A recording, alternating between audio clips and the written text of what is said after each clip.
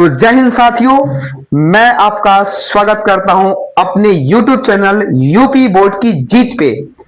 तो मैं आप सबसे उम्मीद रखता हूं कि आप सब बोर्ड एग्जाम की तैयारी बहुत अच्छे से कर रहे होंगे और आप सबकी बोर्ड का प्रिपरेशन बहुत अच्छा चल रहा है।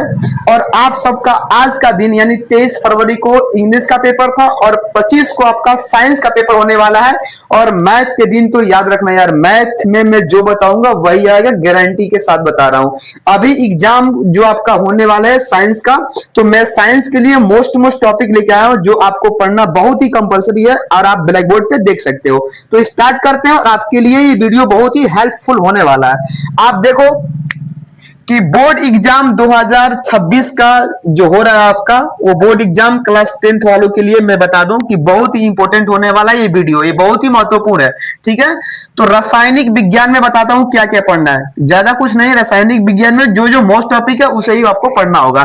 तो पहले अध्याय जो दिया है जिसका नाम है अम्ल, क्षार और लवण। वैसे तो पहले चैप्टर का नाम है रासायनिक अभिक्रिया और समीकरण, लेकिन आपको बिना सोचे यह समझना है कि आपको मोस्ट टॉपिक की मैं बात कर रहा हूं। तो जो मोस्ट टॉपिक होंगे वही मैं आपको इस वीडियो में बताने वाला हूं। और वीडियो ज्यादा लंबा नहीं होगा, 5 से 7 मिनट की वीडियो होगी। आप पूरा का पूरा फुल देखना वीडियो, ठीक है।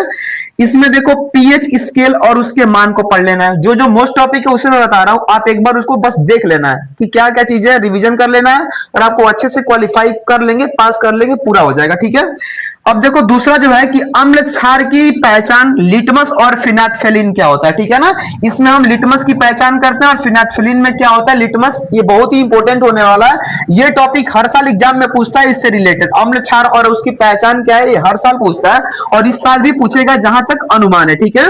देखिए क्वेश्चन नंबर 3 यानी कि अध्याय पहले का जो तीसरा है, यानी कि पहले कह सकते हैं कि इंपॉर्टेंट क्या है। इंपॉर्टेंट के लिए मैं बता रहा हूं, अध्याय मत कहना कि सर को लेसन नंबर याद नहीं है, बट ये रीजन नहीं है बाबू, जो मोस्ट टॉपिक है मैं बता रहा हूं, ठीक है। न्यूट्रलाइजेशन रिएक्शन, यानी इंग्लिश में न्यूट्रलाइजेशन रिएक्शन ही बोलते हैं। इस रिएक्शन को आपको बना के आना होगा, हर हाल में बनाना होगा, ओके। अब ये देखो कि baking soda, washing soda, Dhawan soda, bleaching powder, caustic of soda यानी कि प्लास्टर ऑफ पेरिस, मैं आपको सब पढ़ाया हूं। उसके एक गुण और उसके उपयोग के बारे में आपको डिटेल्स पता होना चाहिए। एक चीज के बारे में नहीं बल्कि 5, इसमें कितने होते हैं 5, तो पांचों के बारे में आपको डिटेल्स पता होना चाहिए। इसकी 100% पूरी फुल गारंटी, ठीक है। अब आइए चैप्टर नंबर दूसरे की बात करें इंपॉर्टेंट में, तो धातु और अधातु यानी कि मेटल एंड नॉन मेटल से भी क्वेश्चन बनते हैं बोर्ड एग्जाम में, 100% पूछ जाएंगे। और केमिस्ट्री में कम से कम हमको लगता है कि केमिस्ट्री से ऐसे 20 क्वेश्चन आने ही वाले हैं जो आपको बोर्ड एग्जाम में मिलेंगे ही मिलेंगे, फिक्स है। बस चैप्टर को सीरियल वाइज से आपको पढ़ लेना है। आप स्क्रीनशॉट ले लेना और बढ़िया से इस टॉपिक के बारे में डिटेल्स पढ़ लेना। किसी यूट्यूब के वीडियो के भरोसे मत रहना कि इस वीडियो में 100% बताएंगे, ये करेंगे वो करेंगे। आप खुद मेहनत करेंगे तो रिजल्ट बनेगा दोस्त। अगर मेहनत नहीं कीजिएगा तो रिजल्ट नहीं बनेगा। इसलिए मेहनत करना कितना जरूरी है आप खुद सोच सकते हो। तो बिना मेहनत का रिजल्ट नहीं बनता, मेहनत करने वालों का ही रिजल्ट बनता है। आइए मैं आपको अब दिखाता हूं कि धातु और अधातु के चैप्टर से कौन कौन से मतलब किस किस टॉपिक से ज्यादा पूछता है। यानी धातुओं के गुण, धातु के क्या गुण होते हैं, कि धातु चमकीले होते हैं कि चमकीले नहीं होते हैं। धातु के गुण आपको याद करना होगा। रासायनिक अभिक्रिया यानी ऑक्सीकरण और अपचयन के बारे में आपको पढ़ाया ही हूं, सब कुछ मैं पढ़ा दिया हूं ऑलरेडी, आपको खुद ये सब चीजें पढ़ लेना चाहिए। और तीसरा है आयनिक यौगिक, यानी आयनिक यौगिक के बारे में पढ़ना। और धातु का क्षरण का मतलब होता है जंग लगना, क्या होता है जंग लगना। तो ये भी पढ़ना बहुत ही जरूरी होता है, अपने आप में कहीं ना कहीं पढ़ना ही होगा। और आपको ये मान के चलना है कि फिक्स 100% ये चीजें पढ़नी होंगी दोस्त। आप अगर थोड़ा सा भी आलस करोगे तो आप एग्जाम में कुछ अच्छा नहीं कर पाओगे। फिर देखो कि कार्बन और उसके यौगिक, कार्बन और उसके यौगिक को आप देख रहे होंगे बहुत अच्छे से। इस चैप्टर से आपको पूछेगा कि सहसंयोजक बंध यानी कि बोलते हैं कि कोवेलेंट बॉन्डेड, यानी ये चीजें आपको एग्जाम में देखने को मिलेगी। एथेन मिलेगा, एथिन मिलेगी, एथेनाइन मिलेगा, कि सूत्र आपको याद होना चाहिए। और एक चीज होता है कि यूपीएससी नेम, यूपीएससी नेम भी पूछता है, यूपीएससी नेम, ठीक है ना। तो यूपीएससी नेम भी आपको पता होना चाहिए। फिर देखिए साबुन और डिटर्जेंट, साबुन और डिटर्जेंट के बारे में आपको पढ़ना होगा कि अन्य क्षार क्या है और क्या होता है, यहाँ पे ये चीज पढ़ना होगा। फिर उसके बाद से स्थिरीकरण अभिक्रिया पढ़ना होगा, ये चीज हो गया। और एक किसका था कि पूरा का पूरा किसका था, केमिस्ट्री का। किसका था बाबू, केमिस्ट्री का था। फिर इसी प्रकार आप देख सकते हैं कि केमिस्ट्री की और एक चैप्टर, इसका नाम है रासायनिक अभिक्रिया और समीकरण। रासायनिक अभिक्रिया और समीकरण, मैं थोड़ा फास्ट बोल रहा हूं क्योंकि वीडियो बनाते समय थोड़ा सा प्रॉब्लम होता है दोस्त, लेकिन आप लोग के लिए एक भी प्रॉब्लम नहीं है। बस किसी भी भी वीडियो में आप जाके फंस मत जाइएगा। ये टॉपिक जरूर क्लियर कर लेना दोस्त, ताकि आपको पछतावा ना मिले। आप याद रखिएगा यहाँ पे देखिए, रासायनिक अभिक्रिया और समीकरण, रासायनिक अभिक्रिया और समीकरण, chemical reaction and equation chapter से क्वेश्चन तो पूछता ही पूछता है। संतुलित समीकरण, संतुलित समीकरण करना पड़ता है, यानी कि समीकरण को क्या करना पड़ेगा, बैलेंसिंग करना पड़ेगा, ये चीज आपको आएगा। संयोजन, वियोजन, अपघटन, विस्थापन अभिक्रिया, इन अभिक्रियाओं में से एक का तो डिफिनेशन पूछता ही पूछता है और हर साल पूछता है। मैं इसलिए बता रहा हूं ताकि आप सब बहुत अच्छे से इस वीडियो को देखते हैं। मुझे पता है कि आपका सपोर्ट रहा है और आगे भी सपोर्ट रहेगा। इसी की उम्मीद के तौर पे मैं भी वीडियो बनाता हूं और आपके साथ शेयर करके चैनल पे अपलोड करते हैं। फिर देखिए, आ जाइए रेडॉक्स अभिक्रिया, रेडॉक्स अभिक्रिया पूछेगा। और ये हो गया केमिस्ट्री आपका फाइनल, केमिस्ट्री क्या हो गया, फाइनल हो गया।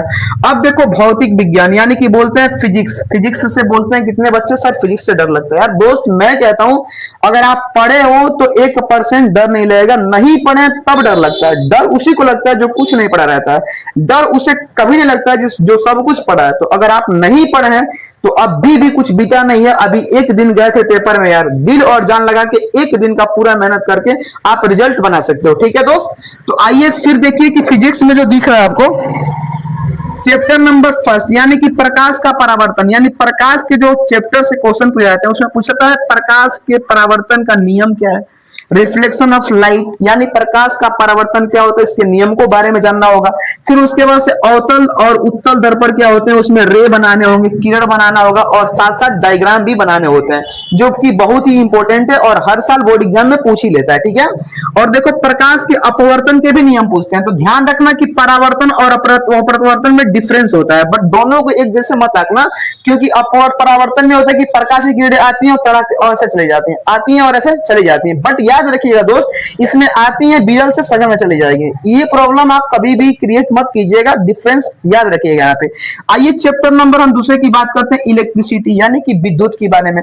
तो विद्युत में ये चीज याद रखना, ओम का नियम, विद्युत शक्ति, श्रेणी और समांतर संयोजन, आपको मैं सब बता दिया हूं A to Z। प्रतिरोध निकालना, ये सब फार्मूला। और इसी से रिलेटेड क्या पूछता है, नोमेरिकल, क्या पूछेगा, नोमेरिकल, यानी इसी से संबंधित नोमेरिकल पूछेगा। हल करने के लिए आपको कंफ्यूज नहीं होना है, और आप बहुत अच्छे से, मुझे पता है कि नोमेरिकल आप मेरे सब ऑफलाइन बच्चों को नोमेरिकल आता है और ऑनलाइन बच्चों को भी नोमेरिकल आएगा, अगर आप इसके बारे में यूट्यूब पे सर्च करके पढ़ लेते हैं तो। दोस्त याद रखिएगा, आपके लिए वीडियो बहुत ही हेल्पफुल होने वाला है। आप ये वीडियो अपने दोस्तों के पास शेयर कीजिए, ताकि वो दोस्त अगर पढ़ने वाला होगा तो अपने दोस्त के पास शेयर करेगा और सपोर्ट करेगा। ये चीज याद रखना दोस्त, जो नहीं पढ़ने वाला होगा वो नहीं पढ़ेगा, चाहे वो मेरा वीडियो देखे या फिर किसी और का देखे, वो नहीं पढ़ सकता है। 100% फुल गारंटी है दोस्त। अब देखिए इसमें दे रहा है चैप्टर नंबर तीसरा, यानी कि चुंबकत्व। क्या दे रहा है, चुंबकत्व, या चुंबकत्व बोलो या फिर मानव नेत्र तथा रंग बिरंगा संसार एक चैप्टर होता है। और याद रखिएगा, इसमें बोला हूं, ध्यान से देखो कि मानव नेत्र और दोष, तो उत्तल और अवतल दर्पण यानी कि प्रकाश चैप्टर में मानव नेत्र और दोष के बारे में कह सकते हैं। तो चश्मा की बात करते हैं कि मानव नेत्र में कौन सा प्रॉब्लम हुआ, उसके लिए किस चश्मे का यूज करते हैं, वो इसमें पढ़ेंगे। बल्कि निकट दृष्टि और दूर दृष्टि दोस्त तो हम मानव नेत्र के चैप्टर में ही पढ़ते हैं, और इसी चैप्टर से रिलेटेड चीजें होती हैं जो हर साल एग्जाम में पूछता है। ये तो हर साल पूछता है दोस्त, एग्जाम में इससे रिलेटेड हर साल पूछते हैं कि निकट दृष्टि दोष, दूर दृष्टि दोष। ये 100% फॉर एग्जाम, चाहे वो 2026 का हो, 2025 का हो, 2024 का हो, आता ही आता है। ठीक है, तो चुंबकत्व चैप्टर मैग्नेट चैप्टर से, यानी कि बहुत सारे क्वेश्चन नहीं आते हैं, इसलिए मैग्नेट चैप्टर को मैंने लिया, बहुत थोड़ा कम आता है। बट आपको इस चैप्टर पे बहुत अधिक फोकस करना है, जो मैं बताया हूं। मानव नेत्र तथा रंग बिरंगा संसार में दृष्टि दोष को देख लेना, निकट दृष्टि दोष क्या है, दूर दृष्टि दोष क्या है, ये आपको इसके बारे में पढ़ लेना होगा। सुधार के उपाय क्या है, जैसे मैं आई के बारे में बताया तो इसमें बताया था कि कौन क्या है, डिटेल्स में मैं आई के बारे में पढ़ाया हूं, इस याद रखिएगा। तो आपका केमिस्ट्री और फिजिक्स ये मैं कंप्लीट कर दिया। और एक चीज अभी बचा है जो इसको बोलते हैं बायोलॉजी। क्या बोलेंगे, बायोलॉजी का मतलब होता है जीव विज्ञान। तो जीव विज्ञान में बताऊंगा नहीं, मैं बस ये बता देना चाहता हूं कि न्यूट्रिशन, पोषण, प्रजनन, रिप्रोडक्शन, जनन, ये सब बारे में आप बहुत अच्छे से पढ़ लीजिएगा। फल फ्रूट और डायग्राम बनाने के तहत आप जो चीजें पढ़ना होगा बहुत अच्छे से पढ़ लेना दोस्त। ठीक है, तो बायोलॉजी को हम एक समय के लिए जो भी कह सकते हैं कि थोड़े समय के लिए रोक देते हैं, बट याद रखिएगा ये टॉपिक पढ़ना आपके लिए कहीं ना कहीं बहुत ही जरूरी है और हेल्पफुल होने वाला है। ऐसे ही सपोर्ट बनाए रखो। फिर मिलते हैं मैथ के पेपर से पहले, और मैथ के पेपर से पहले मेरा चैनल पे सबके सब वीडियो अपलोड है, यानी मैथ का आप देखिए, उससे मैथ की मैं गारंटी लेता हूं, जो मैं मॉडल शीट बनाया हूं इससे बाहर नहीं आएगा दोस्त। इसलिए फिर मिलते हैं एक नए उम्मीद, नए किरण और नए उत्साह के साथ। जय हिंद साथियों।